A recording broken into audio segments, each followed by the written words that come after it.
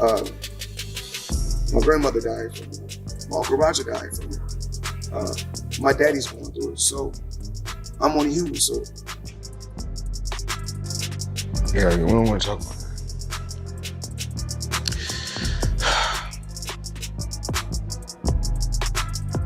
We're gonna get through this.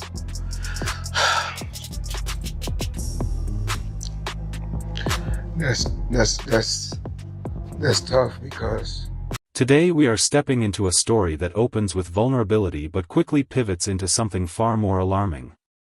What begins as a moment of personal grief suddenly blends into claims of threats and rising tension. The shift is sharp and intentional, pulling attention toward a deeper issue. It sets the tone for everything that follows. This is where emotion meets uncertainty, and the narrative quietly signals that something serious is unfolding behind the scenes. The opening feels calm, but beneath it, pressure is already building. You can sense that this is not just a passing moment but the start of something much bigger.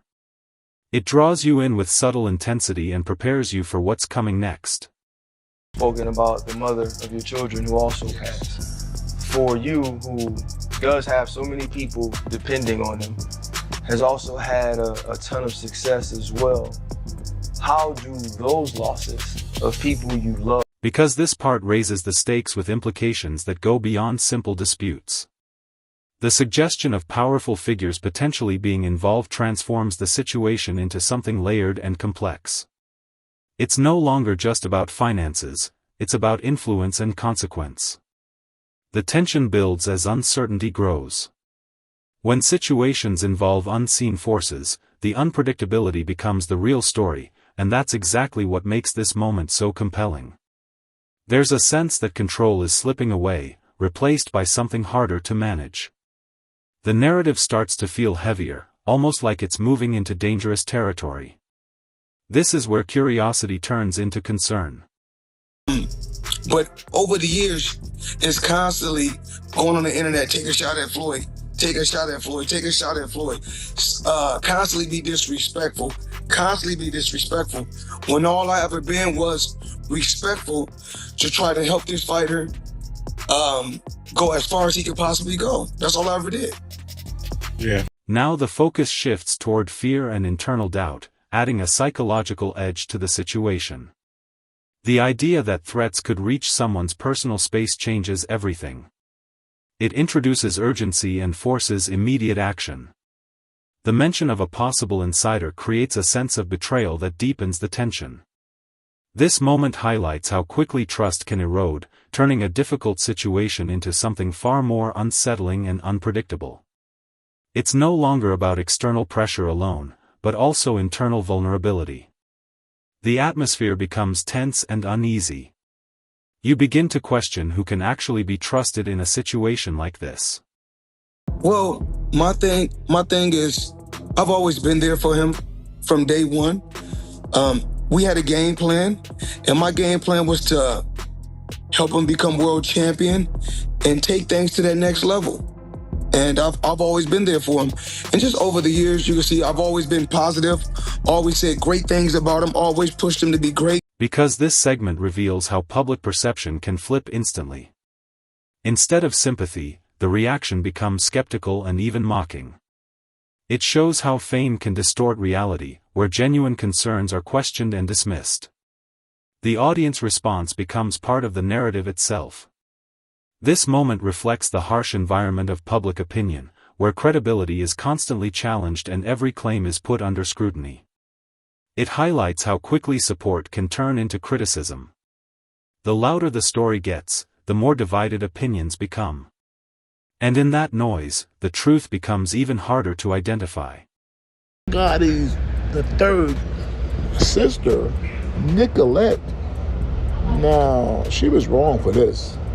She threatened Floyd Mayweather Jr.'s daughter on IG, I believe.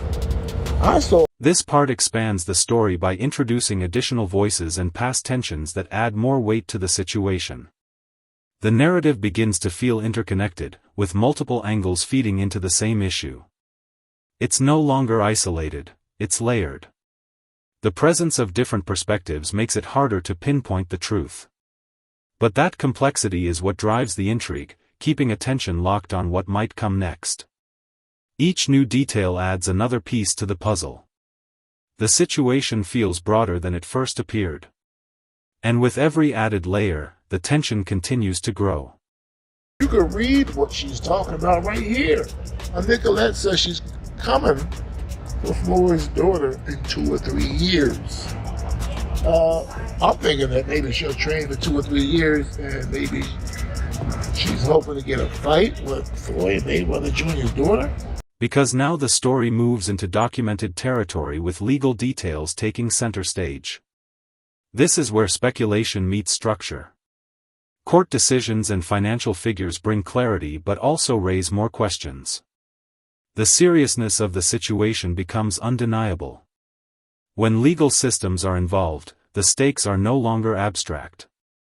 This moment grounds the narrative, showing that consequences are not just possible, they are already unfolding. It adds weight and credibility to the claims being discussed. The story now feels real and unavoidable. And that shift makes everything more intense. Boxer, and I don't think his daughter's getting in the ring anytime soon. His daughter's not getting in no ring. For what? It's Floyd Mayweather Jr.'s daughter. She don't gotta fight anyone. But Nicolette Gotti, she revealed herself. We know. This segment highlights a recurring pattern that cannot be ignored. The repetition of disputes and unresolved issues paints a picture of ongoing instability. It's not about one isolated incident, it's about accumulation over time. This is where patterns start telling a bigger story. The more these situations repeat, the harder it becomes to dismiss them. And that growing consistency is what adds weight to the narrative. It suggests that something deeper is going on beneath the surface. The cycle feels unbroken and persistent. And that persistence keeps the tension alive. I wear is darkness. Today, no darkness today. That's the Richard Mille. No, I like to call this, well, people pronounce them different ways. Richard Mille is what my Julie told me, so that's exactly how they say it, Richard Mille. So, and of course, it's a watch connoisseur, so he would know. I'm wearing a black sub, and we've got one right here. You know what, today, I'm gonna go black sub. Is that which one do you prefer? Is that the one you But prefer? today, I'm gonna go black sub. Black sub. You guys gonna have matching? Because here we see a striking contrast between image and reality. The display of luxury and success stands in direct opposition to the challenges being discussed. This contradiction creates doubt and fuels speculation. It raises an important question: what is real and what is perception? This moment captures the complexity of public image, where appearances can often mask deeper issues beneath the surface.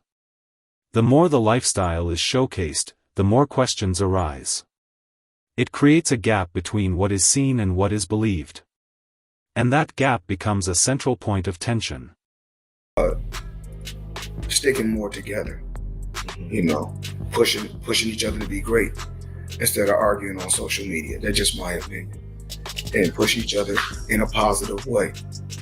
And, I found myself in the past, This part intensifies the narrative with more claims and legal complications entering the picture. The story becomes heavier, with accountability and responsibility taking center stage.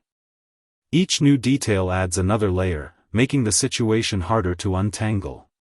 It's no longer just about events, it's about consequences and credibility. This moment reinforces how quickly things can escalate when multiple factors collide at once.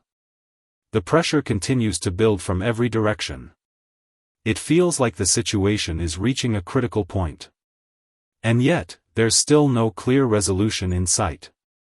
I don't do that anymore because I'm truly, truly blessed, way beyond belief.